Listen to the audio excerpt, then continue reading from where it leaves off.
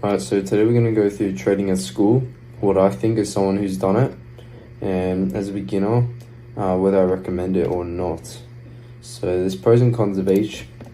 I could use this photo, but it's probably the only photo I found, and it sucks, so just going to look at the chart. But so the first pro is that you're open to more opportunities. So for me, trading at school allows me to trade 2 sessions, allows me to trade Asia and London instead of just London.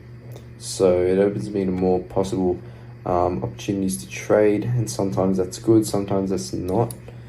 For example, we could find a day where, let's say,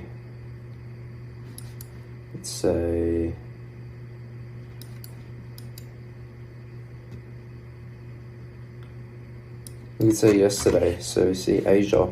If we traded Asia, could probably would have got a nice little trade here. We see this expansion down, and then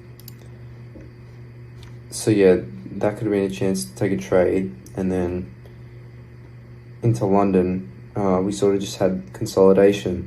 So if we didn't trade Asia and it was just London, just there, don't really have much to go with, so probably miss out on a trade on at least on this pair for the day.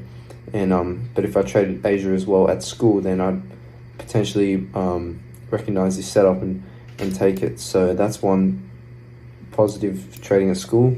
You're more likely to find a trade because you are trading more than one session. The second pro, this doesn't really apply to many people, but you could trade with a friend at school. So if you have someone that trades as well as your friend, trade with him. Maybe you could go library, if you're in any classes with him or her or whatever. Trade together, and you could bounce ideas off each other and give each other extra confirmation. If you trade the same strategy, same pairs. So a lot of things have to go right for this to apply to you. But if it does, then it can be good. But again, trading with someone can also, especially for me, it impacts psychology as well, because there's that element of competitiveness, being on the same level of experience. I want to sort of prove myself to be a better trader with the better ideas than him, and it's kind of hard to both agree on. If you don't both agree on the same thing, then it's kind of like, oh, what do we do? It's awkward. If he doesn't agree on a trade that you like, you're going to be maybe less inclined to take the trade, even if you just believe it's good, and that could really affect you, especially if it's a winner, or vice versa. Maybe one of you could bias each other's information a bit more than your own. If one of you is clearly the better trader, then the other person's perspective is pretty much disregarded completely. Things like that. And especially with me, I didn't do very well trading with my friend at school because of the psychological factors. I would always take the opposite trade to him, so that I felt like I wasn't just copying his trade. And because we're in a stage where we're on demo, we were learning, I wanted to learn out on my own, get better at my own analysis, and not just copy his trades and make him feel good. So that was just me. So that can work against you as well. Another pro is you're trading early in the morning at school, like first couple periods, first few hours. Then you'll probably have a high mental capacity early in the morning, less work done, rather than trading London for me at the end of the day, where probably a bit more tired, less mental capacity, had a full day of school, and could possibly lose focus easier and miss out on some key information that I need to consider when taking a trade. So that could be a good positive of trading at school. Those are the only ones I could think of right now. This is sort of more from a beginner's standpoint, but now we'll go into the cons. So if you're sitting with friends, you're in class, you got the charts open, people are going to have a look, they're going to be interested, they're going to ask you a bunch of questions. How much money have you made? Or are you good? Is this person better than you at trading? Well, whatever. And that's just unnecessary. You don't need that. I never enjoyed that experience, and yeah, they're gonna make stupid comments. Maybe, I don't know. Maybe if they think it's stupid, or maybe if you're not profitable yet and they think, why are you even doing this? Anyway, there's a lot of things they could say, but it's just unnecessary attention from people that don't really understand what you're doing, and there's no need for that. It's just not going to help you in any way. It can be good as well. You could get someone that is into trading. You can get some people say good things as well, but then again, it's not really going to impact you what they say, because they don't really know what they're talking about. But it can be good, but most of the time people are going to be jealous or just frustrated that you're doing something like this, and they will just say stuff that doesn't help you at all. So it's just unnecessary, and that's what's going to happen when you trade at school. So you got to sit next to someone, unless you sit at the back in the corner every time, which you can't. You're going to get that being on the charts, and yeah. Another con is if you're trying to get your grades up, especially if your parents, you have to prove yourself to be profitable. Yeah, you're still in school, you still need to satisfy them.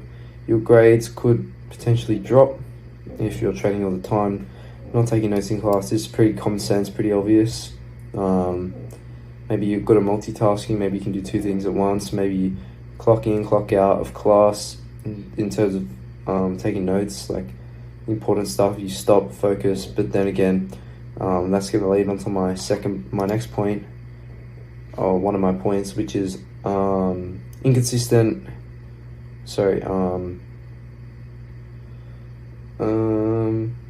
Two things at once, less focus.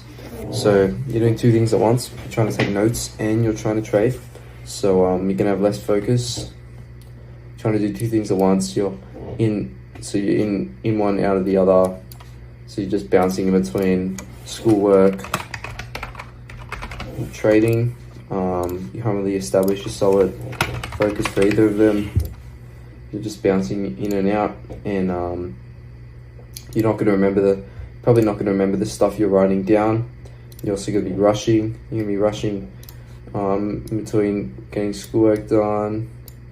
Maybe you might get your setup right now. You got to write this down. Teacher asks you a question. Oh, but I'm trying to take this trade. A lot of things could happen. You're just bouncing in and out, in and out. Maybe you're studying for a test. Need this information. Teacher's like, oh yeah, ask me some questions, guys. Last chance for the test. You'll be trading. You're bouncing in and out. You go up, ask them a question, and you forget half the stuff in your analysis. Yeah, it's just a lot of things that could happen, and you just don't want that. So that's gonna be annoying for you. Next thing, you kept to a time frame. So you're trading in blocks. You're trading first period, second period, then you got recess. So you can't really trade at recess. Then you got trade again. So you kept to 1 hour time frames. You got to spend time getting in between class. Or maybe you're doing a practice exam today. Maybe you have an exam. Maybe you're not allowed on your computer today. A lot of things. So it's inconsistent when you're going to be able to trade during the school day. And that's just going to be annoying. You can't really establish a good routine trading at school. You can't be in the same spot every time can't be in the same spot next to the same people with the same conditions trading. There's just so many variables that are going to impact your ability to take a trade on that day, and that's going to be frustrating, at least when you trade at home. You have a little routine, you're in the same spot every time, you're doing what you want to do, you have the right things with you, the right playlist on, etc. So it's going to be inconsistent when you can trade, and yeah, so a lot of the time your performance on the trade might not even be a result of your analysis or your psychology, but it's just going to be a result of what the variables were at school today. What was the conditions? How long were you allowed to actually do your analysis? Things like that. So it's not really going to reflect your performance as a trader, just rather the conditions you're in. and so that's really not going to help in terms of journaling. So the next thing is, yeah, this is a quick one, but you might feel pressure. People watching you trade, they're interested. They think, yeah, you just feel like you need to win this trade that you're taking, or that you need to take a trade if they're watching you. And if the trade isn't like gonna just shoot up in your direction straight away, then I don't know, maybe you feel that pressure to just look good in front of them and prove something to them, even though you shouldn't have to. And that's gonna impact the way you trade potentially. Yeah, this is a big one. I feel like you're going to the effort to take time out of school to be on the markets, so sacrifice some of your study and your school performance to be on the markets. And you feel like if you're doing this, then you may as well take a trade. Like, what's the point of me sitting on the markets for an hour and then just not taking a trade? Then you just feel like, what's the point? That's not productive. I should have just stayed. I should have just stayed off the charts and just done my work. You feel like you need to take a trade if you're on the markets, and this is a really big one. This is what caused me, because I don't really do it anymore, to overtrade during school, and impacted my ability to trade at school, because I felt I'm not doing schoolwork, I need to take a trade, then what's the point of me? I feel like I just wasted an hour. And yeah, this, going back to my previous video about feeling productive, yeah, so it's kind of hard to deal with that. You just gotta tune in mentally and just realize that what you're doing is productive in the long term. Then again, if you know it's important work, you shouldn't really be spending much time on the markets if you know you're not going to find a trade, and you can maybe avoid this. If you're just spending an hour looking around for trades, yeah, you can waste an hour, but if you take 20 minutes, you say, okay, I'm going to see setup in the future, or if you're not, you go back to work. Instead of just for the rest of the hour looking around for more trades, trying to force something. And that goes back to the overtrading and the trading addiction as well. So if you don't have that issue, then that could resolve that. But for most people, it's probably going to happen, especially as a beginner. And the last thing is, you don't have access to the things that may help you focus. You might not be able to listen to music, might not have a drink with you that you normally have. You might not, yeah, you might be wearing a uniform, you're uncomfortable. Classroom, it's uncomfortable. Chairs, uncomfortable. Things like that, just gonna impact the way, again, kind of that good, solid trading routine, trading conditions, slightly might impact your performance and your ability to focus when you're trading. So that's all I got today. Yeah, see you in the next one.